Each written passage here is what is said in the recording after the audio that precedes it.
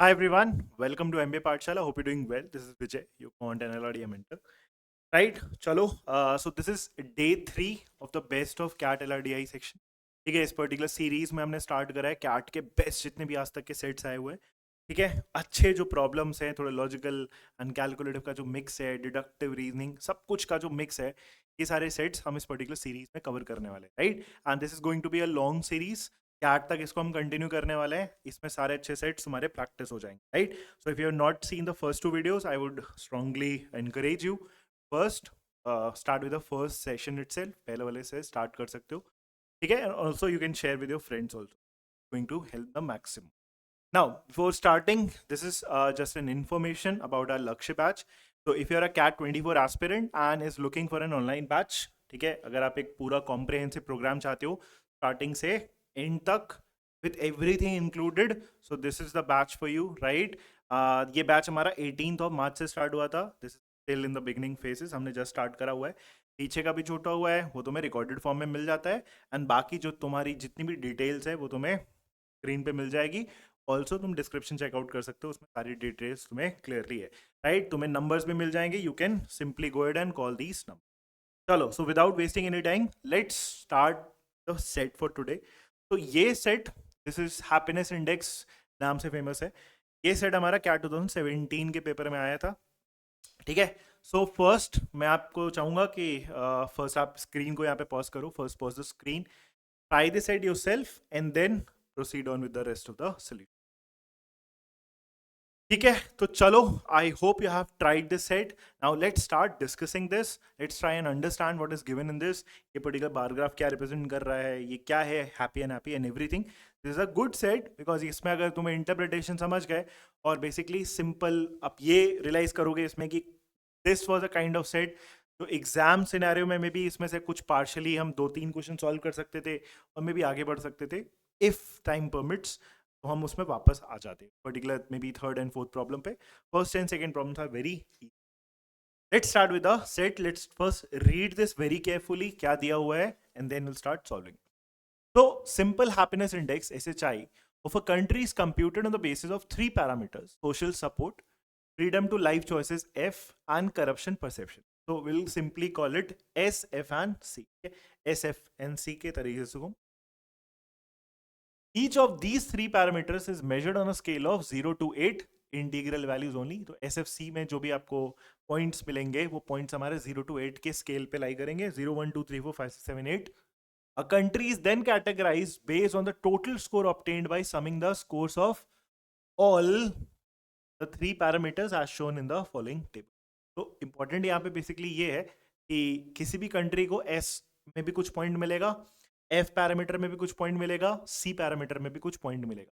ये तीनों पॉइंट्स को जब हम सम अप करेंगे, ऐड अप करेंगे, तो वो हमारा कहलाएगा टोटल स्कोर. एंड वो जो टोटल स्कोर होगा उसका क्लासिफिकेशन हमारा दिया हुआ है. तो अगर तुम्हारा टोटल स्कोर 0 से 4 के रेंज में लाई करा, then that country will be called a very unhappy country. 5 to 8 आया तो अनहैप्पी, 9 to 13 आया तो न्यूट्रल, 14 to 19 आया तो हैप्पी, एंड 20 to 24 आया, that country will be categorized as very happy.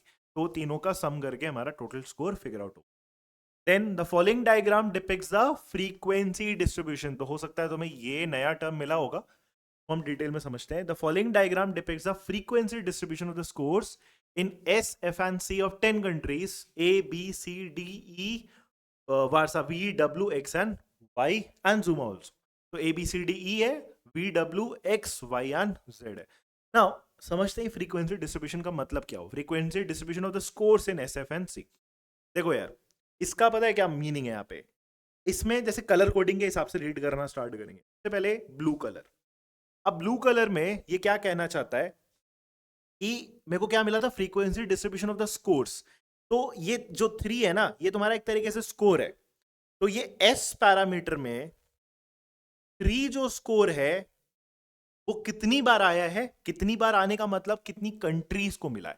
Frequency distribution is a number of times a value occurs. वही किसी चीज की फ्रीक्वेंसी होती है. जैसे अगर हम 10 कंट्रीज में एस पैरामीटर में अगर हम स्कोर्स को देखते, ठीक है, 10 स्कोर्स होंगे, हमें नहीं पता है कि किसको क्या मिला है, बट 10 स्कोर्स होंगे. अब उसमें ये जो स्कोर 3 होगा उसका फ्रीक्वेंसी कितना है, 3 है. मतलब 3 कंट्रीज को 3 रेटिंग मिला होगा इस पैरामीटर में, एस पैरामीटर में।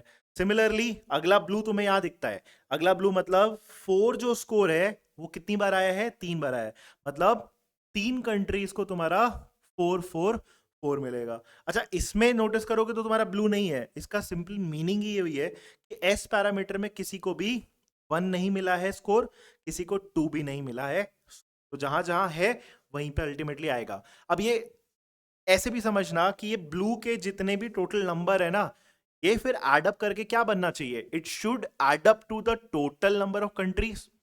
बिकॉज हम ये कह रहे हैं कि यहां से 3 कंट्रीज को 3 मिला, 3 कंट्रीज को 4 मिला, 2 कंट्रीज को 5 मिला, 1 कंट्री को 6 मिला और 1 कंट्री को 7 मिला। तो एज इट टर्न्स आउट अगर हम इनका एडिशन देखो, सॉरी ये 3 ये 2 ये 1 और ये 1, तो एड अप करके कितना हो गया, 6 + 2 8, 8 + 1 + 1 दैट इज 10। तो वही वो 10 कंट्रीज है।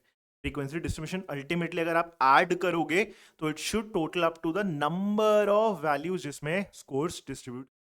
तो 10 कंट्रीज है, इसलिए कोई सा भी कलर के अगर आप स्कोर्स को ऐड करोगे ना तो अल्टीमेटली हमेशा क्या आएगा, 10।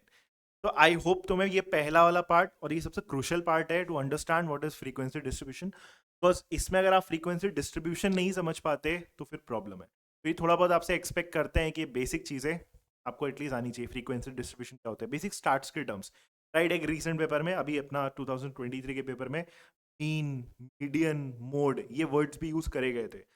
तो दे डू एक्सपेक्ट कि आपको ये बेसिक टर्मिनोलॉजी एटलीस्ट आनी चाहिए, because as an MBA aspirant ये तो यार एक्सपेक्टेड है, ठीक है। So please go ahead and learn all this, ठीक है। And now we have some additional condition for second and third, and on the basis of this we have to go ahead and solve. चलो अब हम structure बनाते हैं अपना इसको solve करने वाला। तो सबसे पहले तो मैं क्या करूंगा, ये जो बार ग्राफ में मेरा frequency distribution of all the scores है, इसको मैं टैबुलर फॉर्म में लेके आना चाहूंगा, बिकॉज टेबल से रीड करना हमारे लिए सबसे इजी पड़ता है। अब देखो, मुझे ये नहीं पता फॉर द टाइम बीइंग कि किस कंट्री को क्या स्कोर निकला है, क्या स्कोर अलॉट हुआ है, तो वो मेरी अभी फिलहाल की टेंशन नहीं है। पहले मैं लाइन से एस में जितने स्कोर्स मिले हैं वो लिख दूंगा। तो नोटिस करोगे 1 2 3 4 5 6 7 8 9 10 प्लेसेस उठाए, बिकॉज 10 वैल्यूज हम अल्टीमेटली लिखेंगे यहाँ पे। जैसे कि काउंट करना स्टार्ट करते हैं। एस में क्या बोला था, 3 स्कोर 3 कंट्रीज को मिला, तो 3 बार तुम्हारा 3 आएगा। बहुत ध्यान से इसको लिखना क्योंकि उसके बेस पे सॉल्व होने वाला है। तुमने अगर वहां पे गलती कर दी तो फिर तो सेट भी गलत हो जाएगा। देन 3 बार 4 स्कोर आया है, 4 वैल्यू है, कितनी बार लिखना है तुम्हें, 3 बार लिखना है, तो 3 टाइम्स 4 आएगा। देन 5 स्कोर तुम्हारा कितनी बार आया, 2 बार आया, तो 2 बार तुम्हें क्या दिखने वाला है, 5 दिखने वाला है। देन एक बार 6 आएगा और एक बार तुम्हारा 7 आएगा। ये है तुम्हारे पास एस में जो 10 कंट्रीज को 10 वैल्यूज को क्या मिला है। अगेन आई रिपीट, अभी फॉर द टाइम बिंग मुझे ये चीज नहीं। Let's complete the table. F के लिए भी वही सेम काम करना है, F is that orange colour. तो एक बार तुम्हारा, सॉरी 2 बार तुम्हारा, देखो ये चीज ध्यान रखना है, 2 बार तुम्हारा स्कोर 1 आया है, तो 1 and 1। एक बार 2 आया है, फिर 2 बार 3 आया है, टाइम्स वी हैव 3। देन एक बार तुम्हारा 4 आया, देन 3 बार तुम्हारा 5 आया है, सो 5 5 and 5। फाइनली एक ही वैल्यू बची होनी चाहिए, एक बार तुम्हारा 7 आया। कहीं पे भी अगर गलत कर रहे होगे ना तो ऑटोमेटिकली कहीं कहीं मिसमैच हो जाएगा। हो सकता है जगह तुम्हारे पास ज़्यादा बची रहे, स्कोर तुम कम रहे, तो आप पीछे जाके क्रॉस चेक आराम से कर ले जाओगे। एक तरीके से अपने आप क्रॉस चेक का भी, चेक्स एंड बैलेंसेस का भी काम करता है। देन थर्ड वन, सी पे आओ, ये ग्रे कलर। तो एक बार तुम्हारा 1 आया, 1। 3 times we have a score of 2, तो 2 2 and 2। Then 4 times we have a score of 3, 3 3 and then 1 time we have a score of 4। एक बार 4 आया, मैं मिसिंग है। फाइनली एक बार तुम्हारा क्या आया, ये हो गया तुम्हारा एक्चुअली में फ्रीक्वेंसी डिस्ट्रीब्यूशन कंप्लीट। ठीक है, आई होप यहां तक तुम्हें समझ में आया। अगर ये चीज नहीं समझ में आया तो पॉज करो, थोड़ा सा पीछे जाओ और फिर से इसको समझने की कोशिश करो। This is the crucial part of this set. Now क्या दिया हुआ है, further the following points are known, AMDA and GALA jointly have the lowest total score, that is 7। तो क्या है, A और C जो 2 कंट्रीज थी, ठीक है, उनका लोएस्ट टोटल स्कोर है और दोनों का ही क्या है, 7। Also with identical score in all the 3 parameters. इसका मीनिंग एक्चुअली में ये है कि तुम्हें आमडा और कैला दोनों का, तीनों पैरामीटर का एडिशन क्या बनाना पड़ेगा, 7 बनाना पड़ेगा। तो 7 की पॉसिबिलिटीज देखनी है। Also one thing important in the scenario is कि तीनों पैरामीटर में आइडेंटिकल स्कोर आएगा। मतलब अगर आमडा का हमने 3 पैरामीटर में स्कोर मान लो ए बी सी डाला, तो कैला का भी तीनों पैरामीटर में स्कोर क्या आना चाहिए, ए बी सी। मतलब जिस कॉम्बिनेशन से तुम्हारा 7 आमडा वाले का बनेगा, वही सेम कॉम्बिनेशन से तुम्हारा 7 किसका बनना चाहिए, कैला का बनना चाहिए। ठीक है, तो ये इंपॉर्टेंट कंडीशन हो गई with regards to Amda and Kaila. Now थोड़ी देर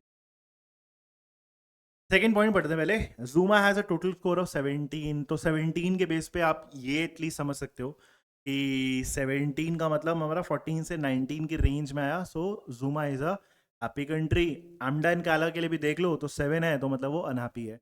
अनहैप्पी का कोई ज्यादा यहाँ पे रेफरेंस नहीं है। यहाँ पे आगे जाके थर्ड पॉइंट में all the 3 country which are characterized as happy, तो उसने ये कंडीशन दिया हुआ है all the 3 countries which are categorized as happy.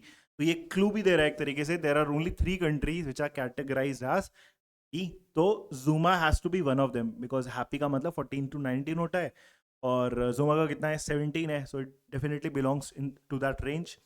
All the 3 countries which are categorized as happy have the highest score in exactly 1 parameter। ठीक है, इसका actually में मतलब ये है कि जो भी हैप्पी कंट्री होगी उसको जो हाईएस्ट रेटिंग है, जैसे SFC में हाईएस्ट रेटिंग क्या है, 7, 7 एंड 6 रिस्पेक्टिवली। तो जो हैप्पी कंट्री होगा उसका जो हाईएस्ट स्कोर है वो किसी एक ही पैरामीटर में आ सकता है। मतलब ऐसा नहीं हो सकता किसी हैप्पी कंट्री के साथ कि S में से भी उसको 7 मिल जाए फॉर एग्जाम्पल, और F में से भी उसको 7 मिल जाए। दोनों जगह से या तीनों जगह से उसको कभी भी हाईएस्ट रेटिंग नहीं मिल सकता। ठीक है, तो मैक्स टू मैक्स उसको एक जगह से हाईएस्ट रेटिंग मिल सकता है। तो अगर मान लो S से तुमने उसको 7 दिया, तो अब बाकी दोनों पैरामीटर में ये 7 और 6 नहीं मिल सकता, तो एट बेस्ट उसको 5 एंड 4 अलॉट होगा एंड सो। ठीक है, तो ये एग्जांपल दे दिया मैंने। अब जब इसको यूज करना स्टार्ट करेंगे तो और इसको हम क्लैरिटी में देखेंगे। These are the 3 parameters, 3 condition जिसके बेस पे हमें सॉल्व कर। अब मैं क्या बोल रहा था स्टार्टिंग में आपको कि इसमें आप पार्शियली सॉल्व कर सकते हो, तुम पूरा भी नहीं क्रैक करोगे ना, इसको पार्ट बाय पार्ट भी अगर आप क्रैक कर पाए तब भी आपको इसमें से डेफिनेटली कुछ ना कुछ मार्क्स मिलते। जैसे कि हमारा फर्स्ट प्रॉब्लम जरा देखो। फर्स्ट प्रॉब्लम देखो क्या बोलता है, what is Amda score in F. तो वही आमडा एंड कैला की कंडीशन, बस इकलौता फर्स्ट पॉइंट ही यूज करके आप फर्स्ट क्वेश्चन का आंसर कर सकते हो इजीली। तो क्या करना था हमें, फर्स्ट पॉइंट में क्या दिया था, Amda and Kaila jointly have the lowest total score that is 7। तो अब तुम ये सोचना स्टार्ट करो कि आमडा एंड कैला को तुम्हें तीनों पैरामीटर में आइडेंटिकल वैल्यूज भी देनी है। ठीक है, मतलब S, F एंड C में दोनों को इसमें भी सेम मिलेगा, इसमें भी सेम मिलेगा और इसमें भी सेम मिलेगा, और तुम्हें 7 बनाना है। तो क्या होगा, तो अब सिंपल, बिकॉज छोटा सा नंबर है, सिर्फ तुम्हें इसको तोड़ना है अवेलेबल नंबर्स में। ठीक, तो बस इसको चेक करना स्टार्ट करो। जैसे कि मान लो एस में अगर हम नोटिस करें तो हमारा मिनिमम स्कोर ही क्या है, 3 है। तो लेट से अगर मैं बोलता कि मेरे को 7 बनाना है, मान लो मैंने यहां से दोनों को 3 मिला। अच्छा, ये भी इंपॉर्टेंट है कि जो भी वैल्यू आप किसी पैरामीटर में उठाओगे वो कम से कम 2 बार तो आनी चाहिए ना, क्योंकि तुम्हें 2 कंट्रीज को वैल्यू अलॉट करनी है, ये ध्यान रखना। इससे हम काफी कुछ एलिमिनेट भी कर सकते हैं। जैसे पॉसिबल है मेरा एस से मैंने क्या उठा लिया, 3, बिकॉज 3 2 बार है। तो अब 7 बनाने के लिए मेरे को क्या चाहिए, 4 चाहिए, राइट। यहां से मैं 1 उठा सकता हूं क्योंकि 2 बार 1 है। अच्छा, फेयर एनफ, 3 1 4 बन गया। तो मेरे को क्या चाहिए, 3 चाहिए तीसरे वाले में से। तो 3 क्या मेरे पास कम से कम 2 बार है, हाँ बहुत बार है। तो मैं 3 1 3 से डेफिनेटली बना सकता हूँ। दोनों कंट्रीज को मैं 3 1 3 3 1 3 दे सकता हूँ। तो दैट इज वन चॉइस। आमडा को मैंने फॉर एग्जाम्पल 3 1 3 दे दिया, आमडा एंड कैला को। तो पॉसिबिलिटीज लिखेंगे ना हम, इट से यहाँ हटा, मान लो आमडा एंड कैला को साथ में लिखते हैं क्योंकि एक ही चीज देनी है। तो मान लो मैंने क्या करा, दोनों को 3 1 1 3, दिस इज वन पॉसिबिलिटी। ठीक है, याद रखना दोनों कंट्रीज को मैंने 3 1 3 3 1 3 दिया। और क्या तरीका हो सकता था, मान लो 3 हम फिक्स ही रखते। अब यहां पे अगर मैं 1 नहीं उठाता तो क्या उठा सकते थे, तो हम 2 एंड 2 तो नहीं उठा सकते हैं क्योंकि हमारा पैरामीटर एफ में तो डबल 2 है ही नहीं, तो 2 से तो नहीं बनेगा। नेक्स्ट वाले में डबल 3 है हमारे पास, तो अगर हम दूसरे में 3 लें तो प्रॉब्लम है क्या, यस अगर हम इसमें 3 लेते हैं तो 3 + 3 क्या हो गया, 6। लेकिन 7 बनने के लिए फिर 1 चाहिए तीसरे पैरामीटर में से, लेकिन दोनों कंट्रीज को तुम्हें 1 देना पड़ेगा ना। लेकिन सी में तुम्हारे पास 1 कितनी बार है, एक बार है, तो ये 3 के साथ तो डेफिनेटली नहीं बन रहा होगा। तो अब मतलब ये समझ में आया कि 3 के साथ 1 वाला केस हो गया है, 3 के साथ 3 में कुछ आ नहीं रहा है, 3 के साथ आप 4 ले नहीं सकते क्योंकि वैसे भी 4 + 3 7 बन जाएगा, तो वहां 0 तो है नहीं। ऑल्सो यहाँ पे 4 वैसे भी एक ही था और उससे ऊपर हम जा नहीं सकते बिकॉज 7 क्रॉस होना स्टार्ट हो जाएगा। तो अब हमें क्या करना पड़ेगा, पहले ही वाले पैरामीटर में 3 की जगह कुछ और ले लो, नेक्स्ट पॉसिबिलिटी पे जाओ, दैट इज 4। बहुत बड़े बड़े नंबर वैसे भी नहीं आएंगे, 4 आएगा। तो अब 4 के बाद तुम्हें ओवरऑल कितना चाहिए, 3 चाहिए, ये दोनों मिला के। तो अब यहाँ से जैसे मैं 1 अगर देखूं, जैसे 4 के साथ अगर मैं 1 देखूं, तो 4 + 1 1 हो सकता है, 5 हो गया, बचा कितना तुम्हारा, 2 बचा 7 बनने के लिए। तो दोनों कंट्रीज को मैं 2 2 दे सकता हूँ, यस अवेलेबल है। तो 4 1 2 इज ऑल्सो 1 पॉसिबल। अच्छा और कुछ पॉसिबल है क्या, 4 के साथ 1 तो हमने चेक कर लिया, 2 हो नहीं सकता, 3 नहीं ले सकते, अब तो 4 मिनिमम लिया, उसके 3 नहीं ले सकते हो बिकॉज 7 बन जाएगा ऑलरेडी, पैरामीटर में 0 तो है ही है। इसका मतलब we don't have any more possibilities. तो ये ए और सी में एक पॉसिबिलिटी तो है 3 1 3 की दोनों को, और दूसरी पॉसिबिलिटी ए एंड सी में क्या है, 4 1 2 दोनों को, राइट दोनों को 4, दोनों को 1, दोनों को 2 2 मिल सकता है to make that 7, and that helps with the first problem itself. Question क्या पूछा था, what is Amda score in F. अब नोटिस करो तुम्हारे पास 2 पॉसिबिलिटी आई है, बट स्टिल ये क्वेश्चन क्या है, थीटा में दिया हुआ है, क्यों, फिर यूनिक आंसर आना चाहिए। एमडा स्कोर इन अगर आप एफ नोटिस करोगे तो it will be 1 irrespective of the possibility. तो वही सब इंपॉर्टेंट चीज है कि भले हम ये नहीं बता पाएंगे कि एग्जैक्ट डिस्ट्रीब्यूशन क्या है उस 7 का, बिकॉज उसके 2 पॉसिबिलिटीज आए, but still we can safely say कि मेरा जो पैरामीटर एफ है, irrespective of the case, ultimately वो वैल्यू हमेशा क्या आने वाली है, 1 आने वाली। तो answer to the first problem is simple.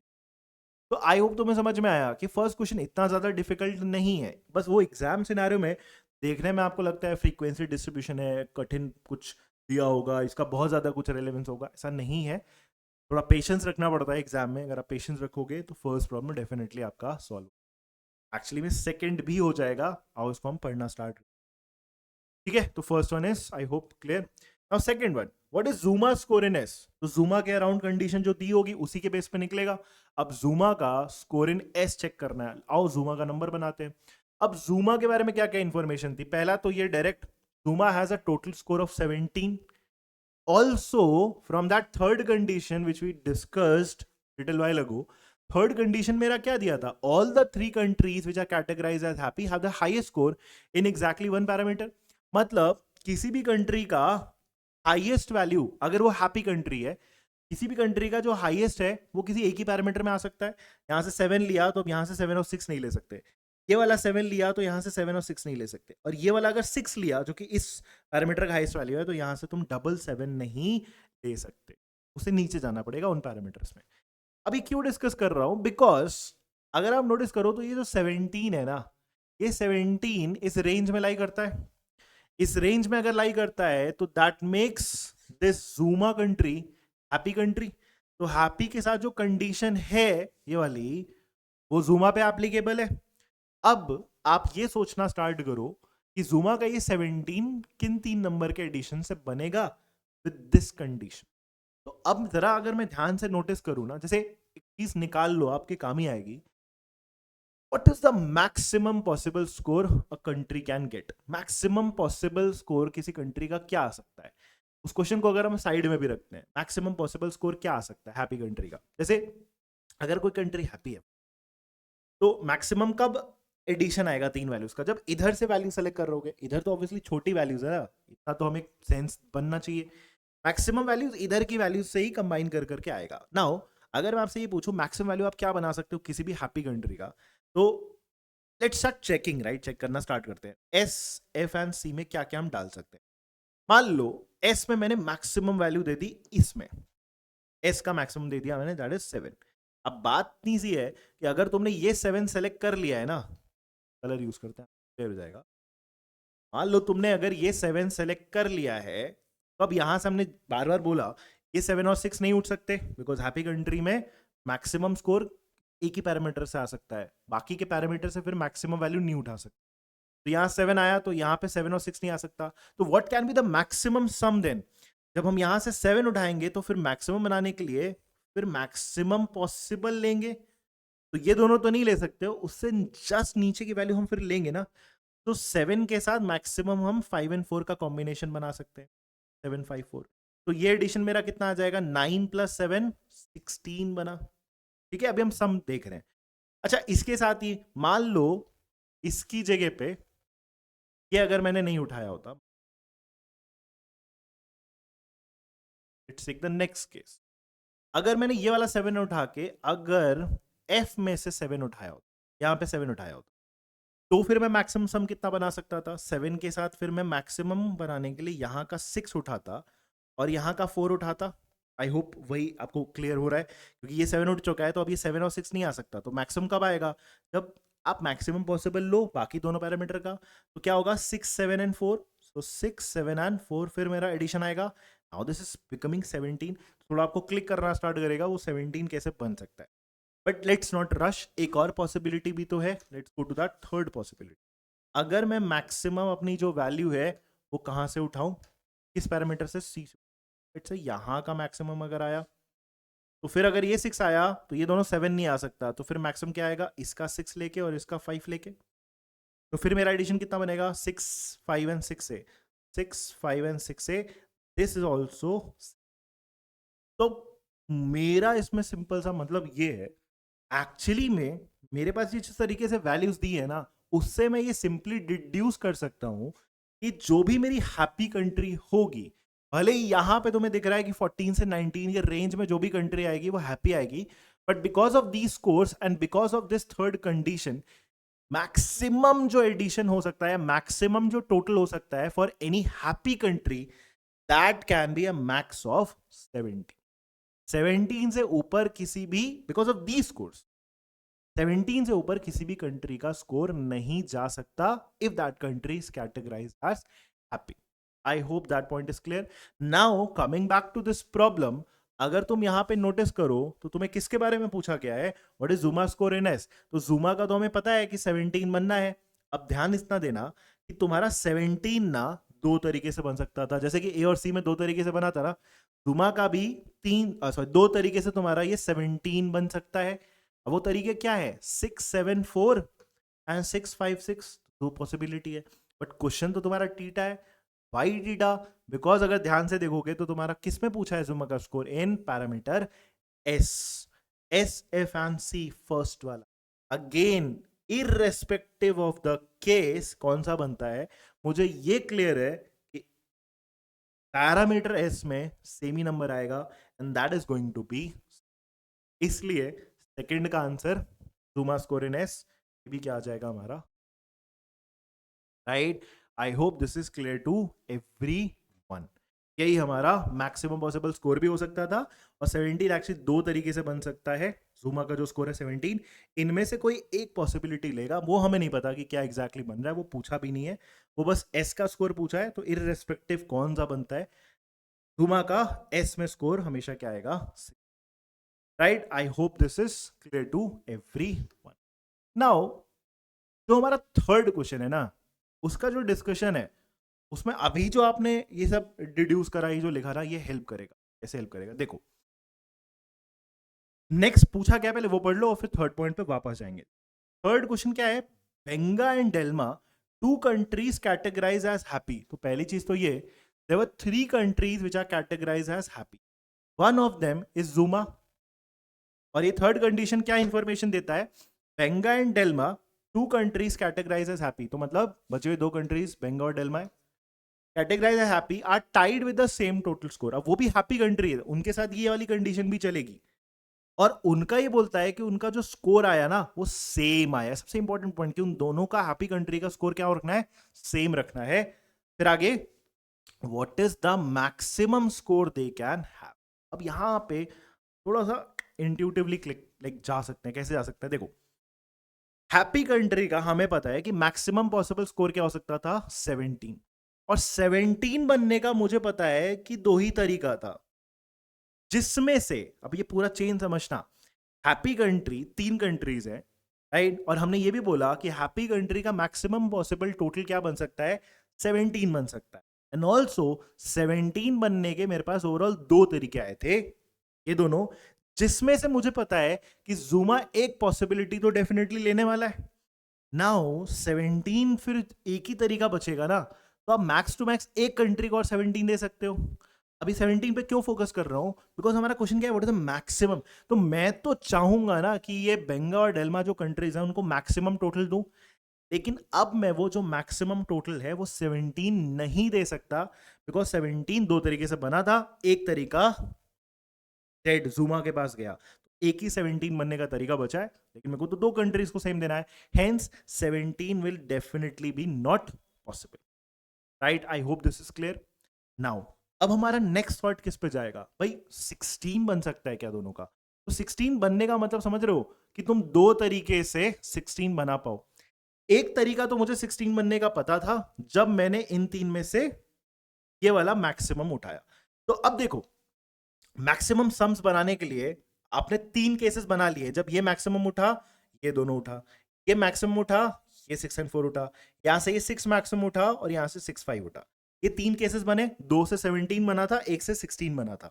लेकिन मुझे ये चेक करना है ना, अब 16 दोबारा बनेगा कि नहीं बनेगा। तो पहले मैं ये चेक करूं 16 के बाद नेक्स्ट हाईएस्ट पॉसिबल स्कोर कब बनता।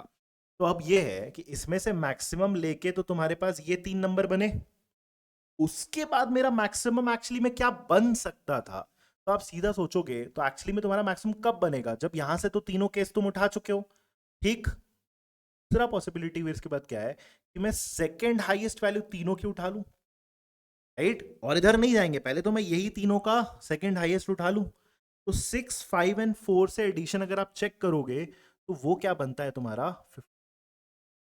ये चीज एक्चुअली में ये प्रूफ करता है कि 16 बनने के मेरे पास 2 तरीके आएंगे ही नहीं, आ ही नहीं सकते, क्योंकि 16 बनने का एक तरीका तो तुम्हारा ये था कि तुमने ये 7 5 एंड 4 उठा लिया, लेकिन अब मैं 16 बना ही नहीं सकता, क्योंकि इधर से कोई भी मैक्सिमम उठाया तो मैक्सिमम सम तुम ये चेक कर चुके हो कि 2 तरीके से 17 आ सकता है, एक तरीके से 16 आएगा। उसके अलावा मैं मैक्सिमम पॉसिबल स्कोर तभी आएगा ना जब मैं इन तीनों को ऐड कर देता, और कोई तरीका तो है नहीं।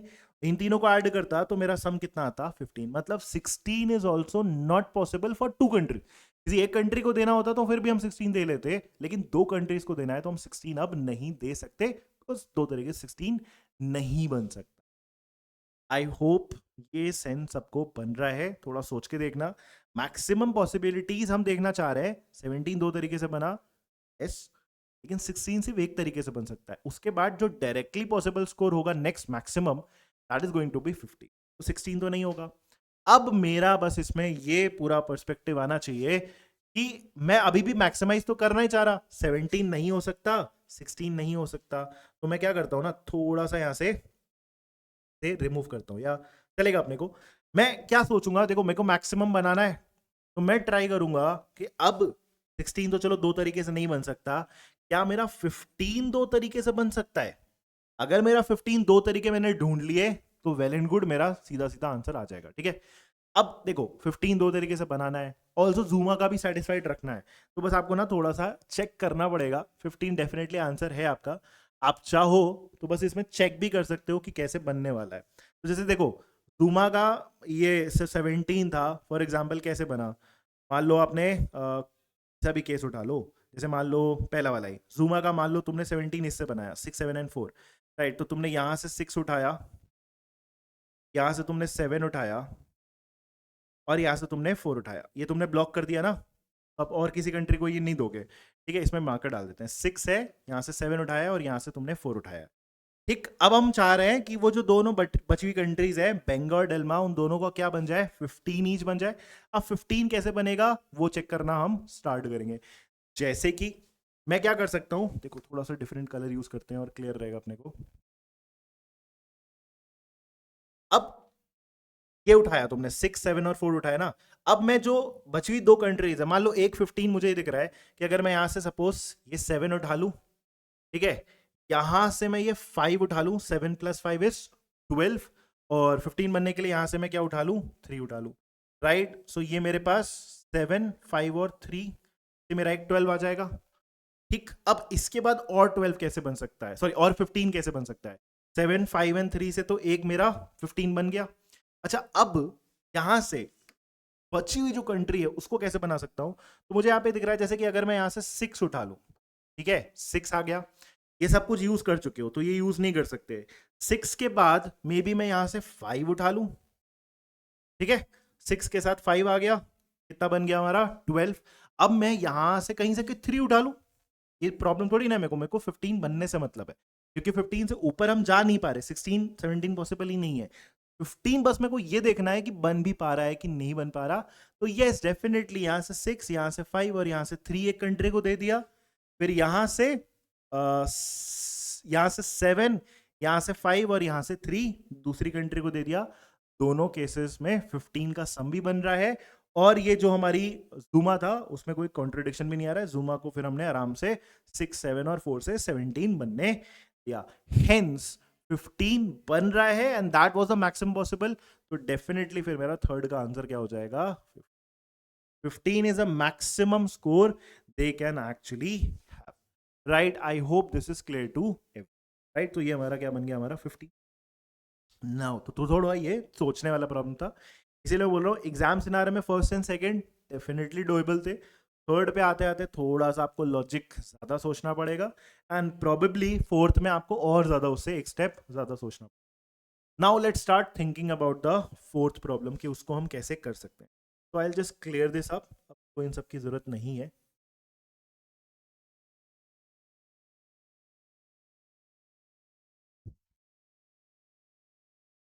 नाउ लेट्स फोकस कि अब हम नेक्स्ट में क्या करने वाले। अब क्या है, देखो कंडीशन थोड़ी सी चेंज हुई है। If Benga scores 16, Telma scores 15, then what is the maximum number of countries with a score of 30? तो मैक्सिमाइज करना है तुम्हें नंबर ऑफ कंट्रीज जिनका स्कोर क्या आ सकता है 13। अब देखो बड़े स्कोर्स में ना पॉसिबिलिटी कम होती है, लेकिन जैसे जैसे स्कोर छोटा होता जा रहा है पॉसिबिलिटीज आपकी बढ़नी स्टार्ट हो जाएगी, तो हम उसमें बहुत ज्यादा कंफ्यूज हो सकते हैं। तो मैं आपको इसका एक बेटर तरीका देता हूँ, सिंपल इंट्यूटिव तरीका, राइट, कि कैसे इसको चीज को मैक्सिमाइज कर सकते हैं। अब देखो एक चीज समझना, ये जो तुम्हारी 10 कंट्रीज है, 1 2 3 4 5 6 7 8 9 10, ये जो तुम्हारी 10 कंट्रीज है इसमें तुम्हारा एक्चुअली में जितने सारे स्कोर्स मिले हैं, किसको क्या मिला है ये ऐसे कॉलम ऐड करके नहीं बता सकते हो। लेकिन अगर हम यहाँ पे ये सारे स्कोर्स अगर ऐड करते, एस के टोटल, एफ के टोटल, सी के सब कुछ, सब सारे नंबर्स को ऐड करते, तो मुझे क्या मिल जाएगा? 10 कंट्रीज का टोटल स्कोर का एडिशन, ये चीज मेरे को मिल जाएगा। अब पहले तो मैं इन सबको ऐड करना चाहूंगा, 3 + 1 + 1 3 4 5, 6 हो गया, 4 3 इज 7, 4 + 3 + 2 तो 5 + 4 is 9, then 6 + 4 is 10, then 8 + 3, 8 + 3 is 11, then 5 + 5 + 3 is overall 13, ठीक है, 5 + 5 is 10 + 3 is again 13, then 6 + 4 is 10 + 5 is 15, ठीक है, इसके बाद 7 7 and 6 14 + 6 is 20।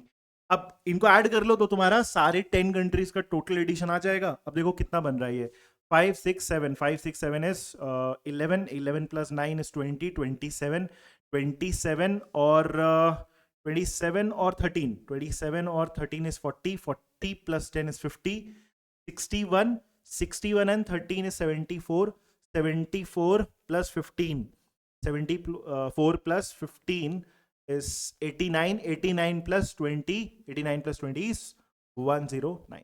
तो मेरे जो 10 कंट्रीज का जो टोटल स्कोर आ रहा है वो टोटल एडअप करके क्या आ रहा है 109। अब किसका इंडिविजुअली कितना है मुझे नहीं पता, लेकिन 109 टोटल है, ठीक, that is the first part. Now अब ये चीज नोटिस करो कि तुम्हारे 10 कंट्रीज का नहीं पता है, 10 कंट्रीज का पता होता तो फिर इस एक क्वेश्चन का पॉइंट ही नहीं बनता।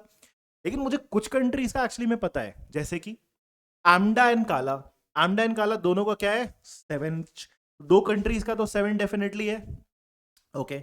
देन मुझे जूमा का पता है मैक्सिमम पॉसिबल मतलब 17 है, कहां लिखना है उससे कोई मैटर नहीं करता, 17 मुझे एक का पता है कि डेफिनेटली आएगा। And the fourth problem itself gives me the score of Belma and Delma, तो 16 एंड 15 दो कंट्रीज का आएगा, सो 16 एंड 15। तो आउट ऑफ द 10 कंट्रीज जिनका टोटल हमारा 109 बन रहा है, 5 कंट्रीज का मेरे को टोटल पता है, 5 कंट्रीज का टोटल कितना है, 7 + 7 + 16 + 15, 5 6 7, 16 का ट्रिपल कर दो, मिडिल नंबर है 48, 48 और 14, 48 और 14 कितना बन जाएगा, 4 5 60, ठीक है। 5 कंट्रीज का टोटल ऐड करके कितना आ गया, 62, और बनना कितना है मेरा टोटल 109, सो 109 - 62, पहले ये लिख के छोड़ देंगे, ये कितना बन गया, यहां से यहां तक का 47, ठीक है। अब देखो यहां से हम ना, जैसे एवरेज के प्रॉब्लम होते हैं क्वांट में कि टोटल पता है और कुछ कंट्रीज को मैक्सिमाइज करना है, मिनिमाइज करना है, now like work in that direction, quant के प्रॉब्लम की तरह सॉल्व करेंगे। अब समझना 47 ये रिमेनिंग 5 कंट्रीज का एडिशन होना चाहिए, फेयर एनफ। नाउ आपको क्या बोला गया है, what is the maximum number of countries with a score of 13। अब मैक्सिमम अगर वो वर्ड यूज कर रहा है, सो द फर्स्ट थिंग आप जो करना चाहोगे मैक्सिमाइज करते टाइम, आप चाहोगे ना कि हाँ रिमेनिंग 5 कंट्रीज का टोटल 13 आ जाए, तो आप ना एलिमिनेट करते चलना पॉसिबिलिटीज। जैसे क्या 5 कंट्री का 13 हो सकता है, मेंटली सोचो, बहुत लिखने की जरूरत भी नहीं है, नहीं हो सकता। क्यों, अगर 5 कंट्रीज का 13 होता तो 5 × 13 65 रिमेनिंग होना चाहिए था ना, बट तुम्हारे पास रिमेनिंग कितना है 47, तो 5 कंट्रीज नहीं हो सकती, तो 5 डेफिनेटली आंसर नहीं होगा। देन क्या 4 कंट्रीज का 13 हो सकता है, अगेन नहीं हो सकता, क्योंकि 4 कंट्रीज को अगर 13 देना है तो 4 × 13 52 कम से कम आएगा। कम से कम क्यों वर्ड यूज किया, क्योंकि एक कंट्री फिर भी बची रहेगी, उसका भी कुछ स्कोर होगा, तो 4 कंट्रीज मिला के ही 52 हो जाएगा, राइट। 13 × 4 वो भी पॉसिबल नहीं है, क्योंकि 47 ही टोटल बचा हुआ है, तो 4 भी आंसर नहीं हो सकता। नेक्स्ट क्या 3 हो सकता है, 3। अब अगर हम 3 कंट्रीज का मान लो 13 13 13 करते, 2 कंट्रीज बचती। अब यहां थोड़ा सा लॉजिक लगाना मिनिमम मैक्सिमम का, 3 कंट्रीज मिला के कितना बन जाता, 39 बन जाता। 47 - 39 तुम्हारे पास क्या बचता, 8 बचता। तो ये जो 2 कंट्रीज हैं उनका मिला के 8 है। क्या ये चीज पॉसिबल है, सोच के देखो, तो आपका आंसर नो आएगा। क्यों, क्योंकि एक्चुअली में हमें ये पता था कि एमडा काला का जो 7 स्कोर आया था ना ईच, वो लोवेस्ट पॉसिबल था, तो और किसी कंट्री का 7 नहीं हो सकता, 7 से ऊपर ही जाएगा। अब 2 कंट्रीज का मिला के 8 है, 7 से ऊपर जाएंगे बाकी कंट्रीज का, तो कम से कम 8 होंगे ना दोनों, तो आप 2 कंट्रीज को मिनिमम 8 दोगे तो 16 होना चाहिए था, लेकिन मिला के ही 8 बचा है, हेंस ये वाला सिनेरियो भी पॉसिबल नहीं होगा, राइट। तो 3 भी हमारे कंट्रीज नहीं हो सकते, ठीक है। एक बार मैं फिर से रिपीट कर देता हूं कि मेरे पास 47 बचा है, 3 कंट्रीज का 13 हो सकता है कि नहीं हो सकता, वैसे वेरीफाई कर रहे हैं, तो 3 कंट्रीज का अगर 13 हुआ तो 39 हो गया, राइट। 39 हो गया, 2 कंट्रीज बचे हैं। अब 47 - 39 वो मेरे को कितना मिलेगा, 8 मिलेगा, लेकिन 2 कंट्रीज पे आपको मिला के 8 डिस्ट्रीब्यूट करना है। लेकिन हम ये भी कह रहे हैं कि एमडा एंड काला का जो स्कोर था 7 वाज द लीस्ट पॉसिबल, तो बाकी कंट्रीज का हमारा कम से कम 8 होगा ना, तो बची 2 कंट्रीज का कम से कम 8 + 8 16 तो होना चाहिए था, लेकिन वो 8 ही मिला के आ रहा है, तो प्रॉब्लमैटिक है ना, एडजस्ट ही नहीं हो पाएगा, हेंस ये पॉसिबिलिटी यहां से एलिमिनेट हो जाए, 3 भी नहीं हो सकता। अब बस थोड़े बहुत ऑप्शन बचे हैं, जैसे 2 के साथ भी चेक करो। अब 2 अगर होता तो 2 बार हम 13 देते, फिर तीनों कंट्रीज का हो पाता कि नहीं हो पाता, देखो सिंपल वही सेम लॉजिक जो 3 पे लगाया। 2 कंट्रीज का अगर 13 ईच होता तो 26 मिला के होता, 26 और 47 का डिफरेंस, ये तीनों का कितना बचता, 21। Again it is problematic, because हमें पता है कि अब रिमेनिंग कंट्रीज का कम से कम 7 से ऊपर जाएगा ना, तो मिनिमम तीनों कंट्रीज का मिनिमम भी होगा, 8 8 8 होगा, लेकिन 24 बचना चाहिए, 3 × 8 24, लेकिन बचा कितना है 21, hence this is also not possible, तो 2 भी मेरा नहीं हो सकता। एंड इसके बाद हम फाइनली 1 पे चेक करेंगे, हो गया तो वही आंसर है, नहीं हुआ तो 0 आंसर हो जाएगा डायरेक्टली, नेगेटिव तो नहीं होगा। तो 1 फाइनली चेक करो, 1 में क्या है, फिर हम ये कह रहे हैं कि एक कंट्री का 13 है, देखो 1 आंसर है इसलिए मैं इसमें लिख दे रहा हूँ। 1 मेरा क्या है, एक कंट्री का अगर मेरा 13 आया, तो अब बचा कितना, 47 - 13 से 34। अब 4 कंट्रीज का मिला के तुम्हारा 34 का सम बचा है, तो अब मिनिमम वाली कंडीशन चेक करो, कम से कम हर कंट्री का 8 आना है, 4 × 8 32 से ऊपर रिमेनिंग होना चाहिए था, और यस 34 रिमेनिंग है, तो यस बन जाएगा, right. I hope this is clear. अब कैसे बनेगा वो तुम्हारी टेंशन नहीं है, उसके चक्कर में पड़ेंगे तो बहुत टाइम कंज्यूमिंग हो गया। ये सिंपल बेस्ट तरीका हुआ हम मैक्सिमाइज मिनिमाइज करने के लिए। कांस्टेंट अगर सम है तो अगर हम मैक्सिमाइज करना चाह रहे हैं तो किसी को मिनिमाइज करना पड़ेगा, ऐसा सोचना स्टार्ट कर दी।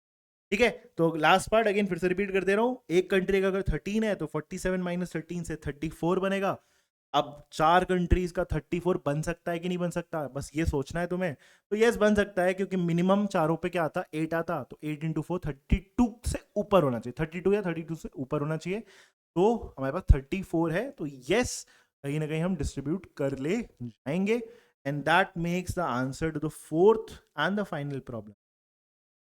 What is the maximum number of countries with a score of 13? तो आंसर क्या हो जाएगा आपका 1। राइट, सो आपको समझ में आया होगा, स्टार्टिंग में इजी प्रॉब्लम्स थे, जल्दी बन जाएंगे अधूरा कंडीशन भी पढ़ के, but as we move on, as we progress in this set, तो क्वेश्चन बिकेम टेंस। कि आप करोगे कैसे, वो बहुत ज्यादा इसमें मैटर करता है।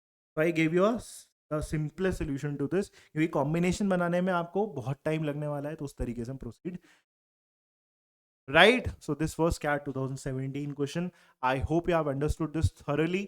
नहीं समझ में आया, you can simply go and put that in the comments. Thank you.